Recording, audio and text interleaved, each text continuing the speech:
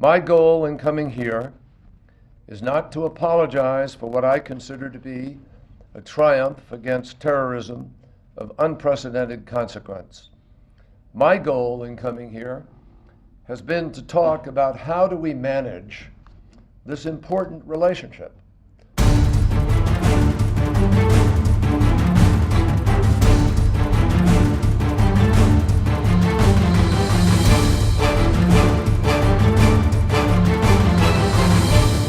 Clearly DGISI کی طرف سے یہ انہوں نے اپنے آپ کو پارلیمنٹ کے سامنے سرنڈر کیا.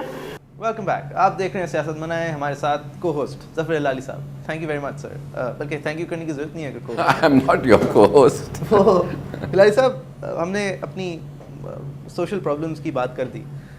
تقریباً یہ کہ ہمارا ریاست اگر مالی طور پہ دیوالیہ ہے تو ہم لوگ مورل میں دیوالیہ ہو چکے ہیں, بینکرپٹ ہیں as a nation in terms of morals and money. لیکن اگر ہیں اور یہ صحیح نہیں ہونے والا, ایک پریزیوم کر لیتے ہیں کہ ہلالی صاحب کو کوئی چھڑی نہیں دے گا اور کسی کو نہیں ٹانگے گا, یہ پریزیوم کر لیتے ہیں.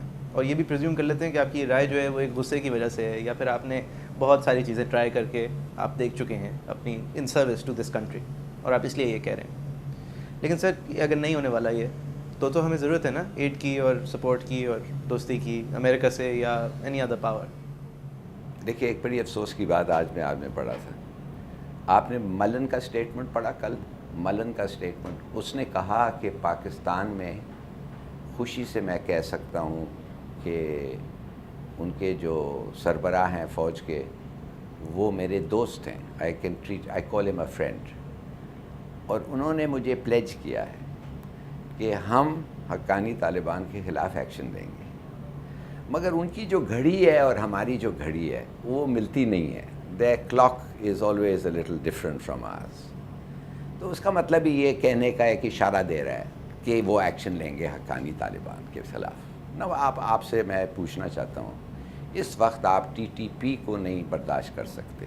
اس وقت آپ پنجاب کے ایکسٹریمسٹ گروپس جو ہیں جن کے بارے میں آپ کو پتہ ہے, جو آج شہباز شریف نے ایک اسپیشل فورس بنائی ہے ان کو ٹیکل کرنے کے لیے. میں نے کتنے سال بعد 3 years into his turn, ابھی تو شاید ووٹ ایگزیکٹلی, ان کے پیچھے آپ کچھ نہیں کر پائے. اب آپ جا کے ان لوگوں سے لڑیں گے جو آپ کے خلاف اب تک نہیں لڑے.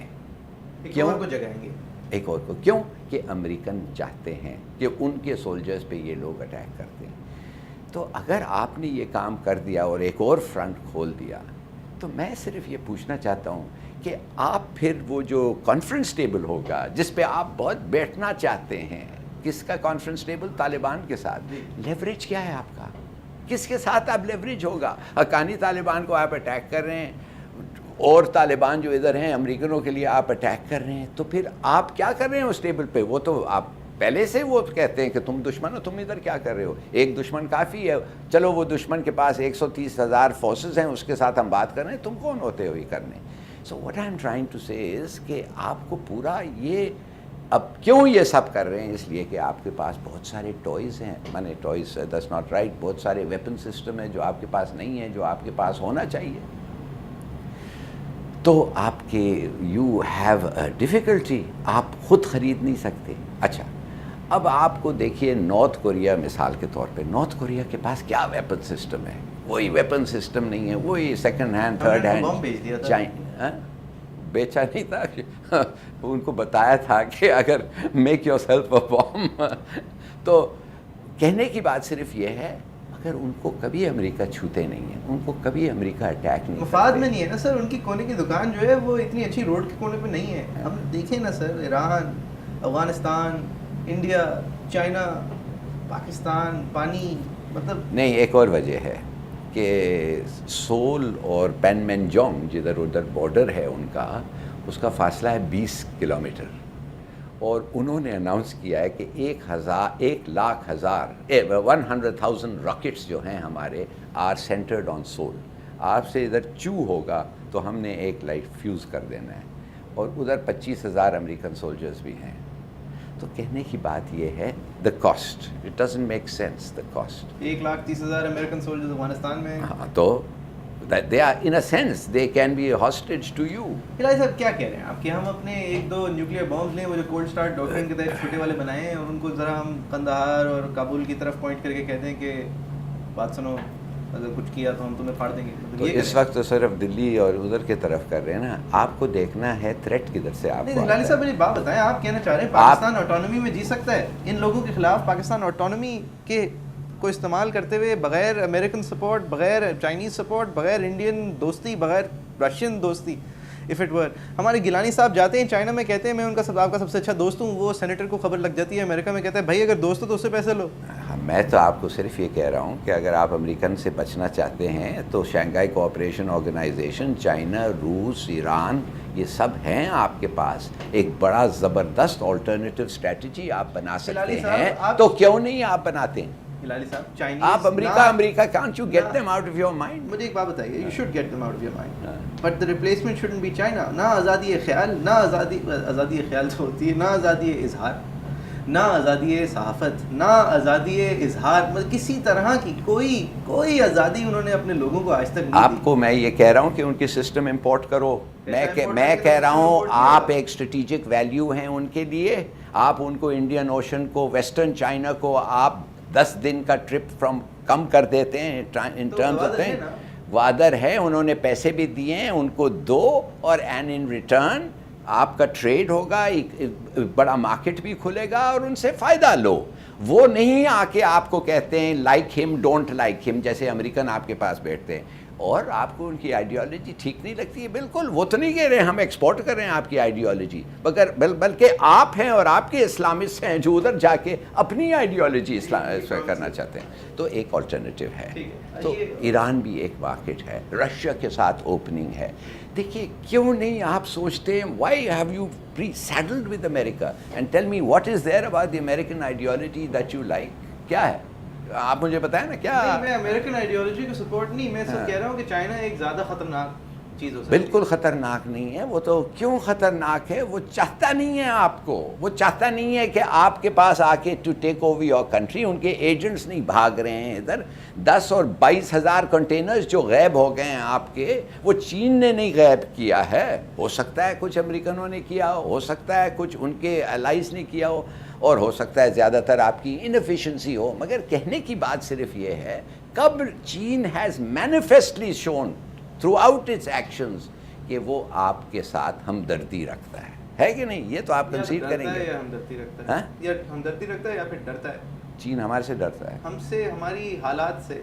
हाँ, तो सब वो तो हम भी डर रहे हैं ना, वो तो देयर इज नथिंग। मोहल्ले के बदमाश हैं, मतलब हम मोहल्ले के बदमाश हैं। खैर, we been branded as a बदमाश, ये हो सकता है। मगर कहने की बात सिर्फ ये है कि आप क्यों खामखा समझते हैं कि अमेरिका अमेरिका अमेरिका। मैं अमेरिका देखिए हिलाली साहब,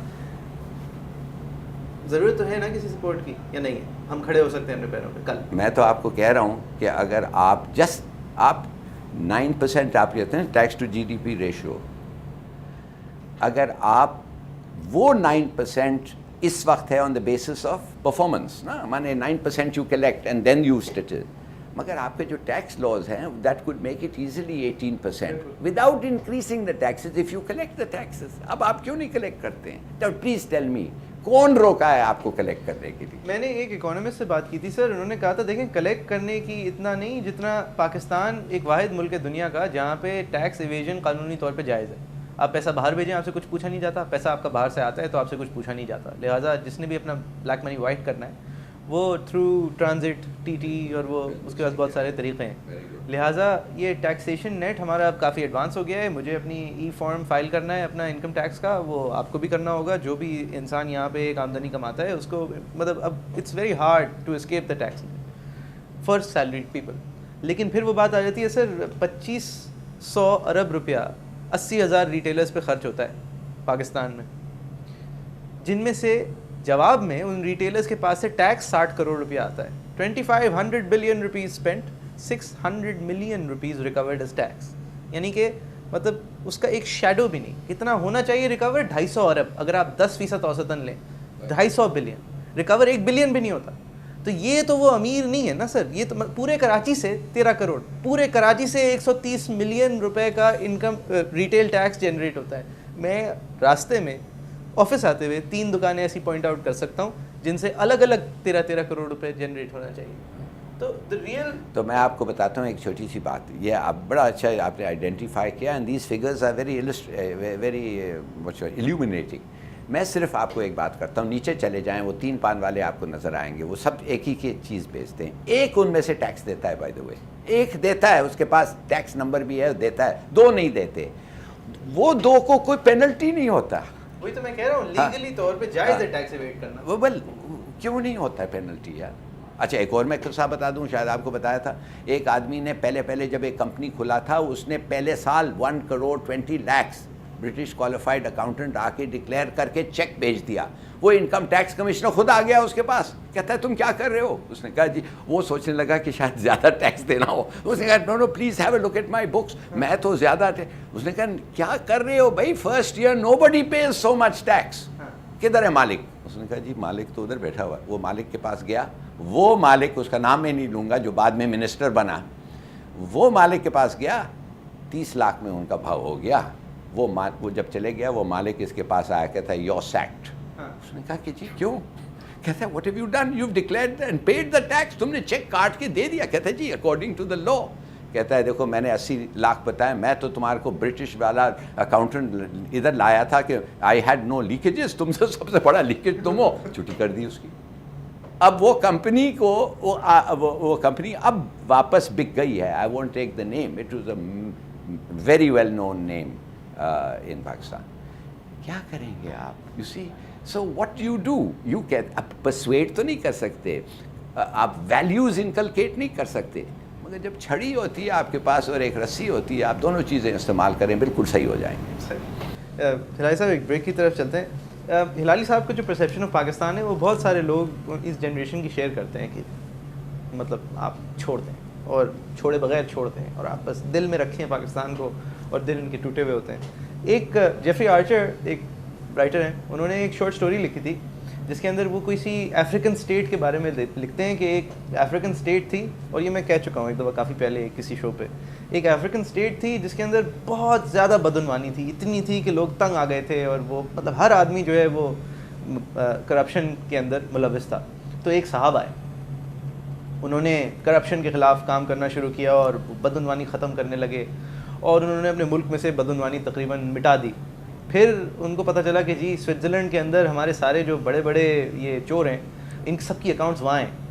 تو یہ سوئٹزرلینڈ گئے اور ایک سوئس بینکر کے پاس جا کے بیٹھے بریف کیس لے کے, اور کہنے لگے کہ جناب میں اپنے ملک کا اینٹی کرپشن منسٹر ہوں, مجھے آپ بتائیے کس کس کی اکاؤنٹ ہے. تو بینکر نے کہا میں نہیں بتا سکتا جی, یہ ہمارے قانون کے خلاف ہے. پھر انہوں نے بندوق نکالی اور وہ بینکر کو دکھائی اور کہا کہ اب مجھے بتائیے ورنہ میں آپ کو گولی مار دوں گا. تو بینکر نے کہا سوری سر, میں آپ کو بتا نہیں سکتا, اور یہ جو آپ ابھی کر رہے ہیں یہ جرم ہے. تو پھر ان اینٹی کرپشن منسٹر نے جب دیکھا یہ بتا ہی نہیں رہا, تو اپنا بریف کیس ٹیبل پہ رکھا, کھولا, اس کے اندر بہت سارے پیسے تھے, اور کہا میری بھی اکاؤنٹ کھول دیں. پاکستان میں شاید اس طرف جا رہا ہے حال کہ ہمارے ہو ول واچ دا واچ مین. آپ دیکھ رہے ہیں سیاست میں. Back with you after break.